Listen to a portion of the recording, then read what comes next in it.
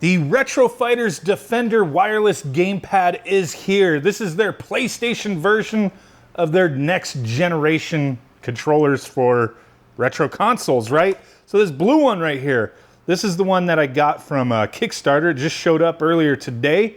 This one they sent to me for purpose of review. So yeah, we got two of them right now. I'm gonna be taking apart one of these. I got a screwdriver right here. We're gonna disassemble one of these, take a look at the insides. But there you go, PlayStation 1, 2, and 3. You may see I have the PlayStation Classic right there, that little fella. We're gonna be testing this out on that, as it can be used on that as well.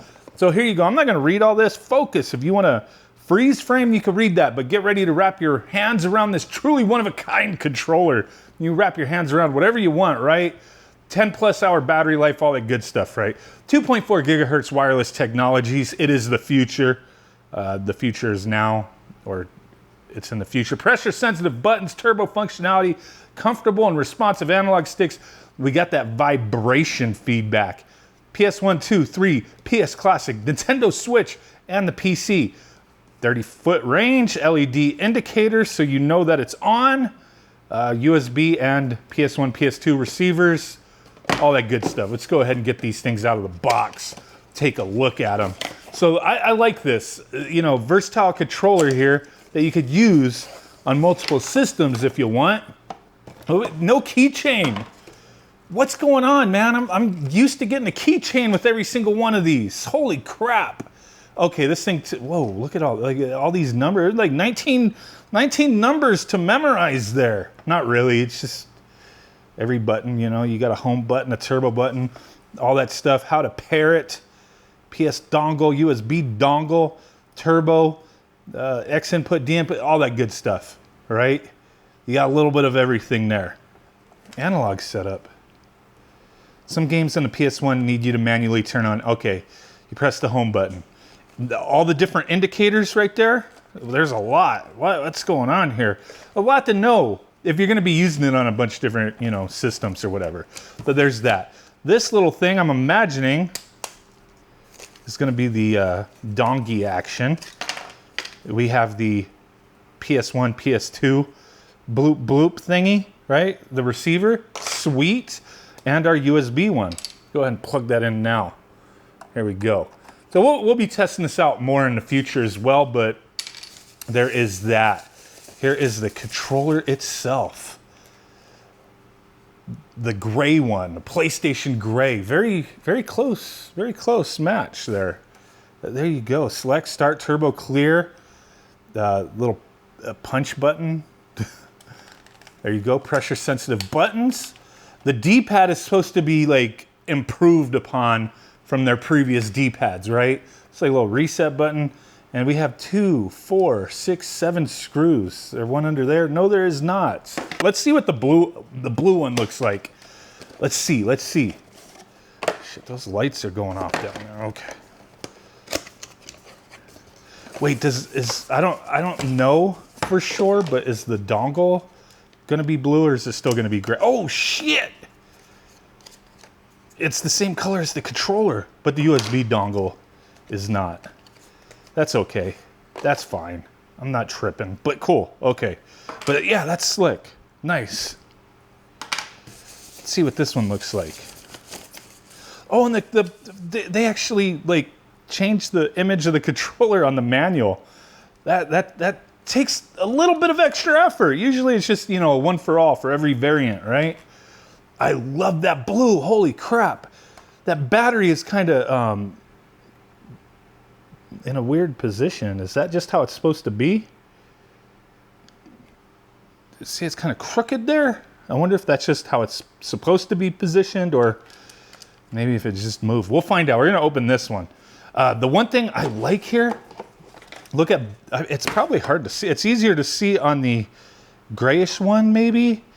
I'm filming this in 4K. I can't see it on my viewfinder, but you know, that's a little different there. It's like, you know, 120p or something, but it's got texture on the grips. Very comfortable, very comfortable.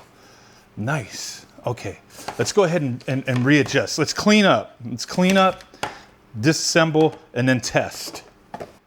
Okay, let's disassemble this ish. I already got a few of the screws out. And yeah, I am disassembling the one they sent to me for review.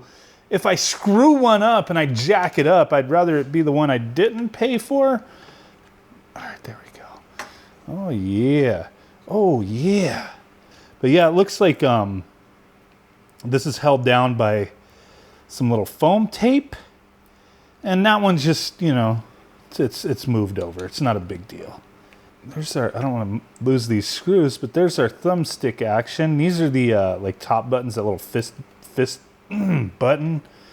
And what was the other one? The home button or screenshot button for the Switch or something. There is all of our membrane action. That's the membrane for the D-pad. There is the actual D-pad itself. This little nub doesn't feel like it's gonna break off. Little custom made membrane there.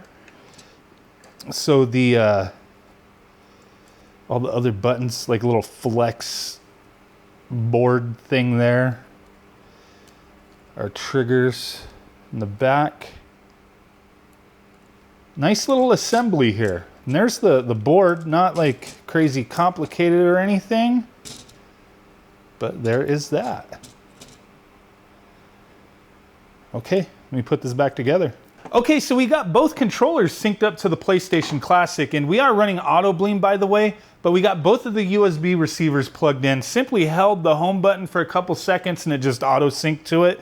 So pretty cool. Nothing to really have to, you know, dig around trying to figure out how to sync this thing. But let's go ahead and do a gamepad test real quick just to see how everything responds here, because like the triggers are supposed to be analog, right? And then we'll test out doing some Hadoukens and stuff like that.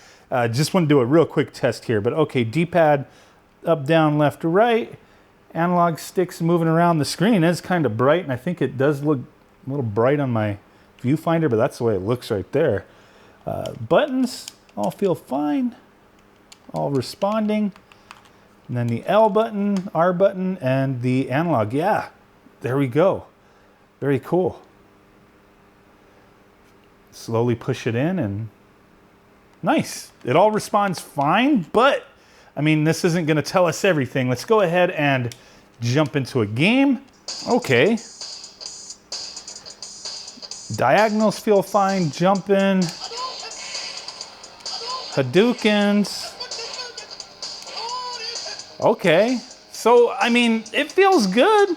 I'm just noticing, like, I mean, the D-pad, I really like this D-pad.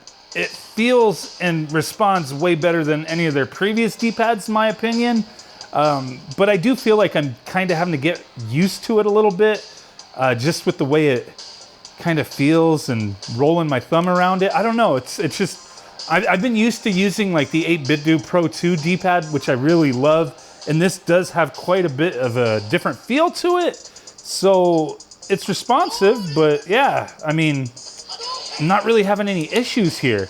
Everything is functioning and reacting fine. So yeah, pretty cool. The weight of the controller is good. I really like the texture on the back. It feels good in the palm of my hands. Thanks for watching. If you got one of these, let me know, you know, what do you think of it? Do you love it? Do you hate it? Man, everybody has their preferences, right?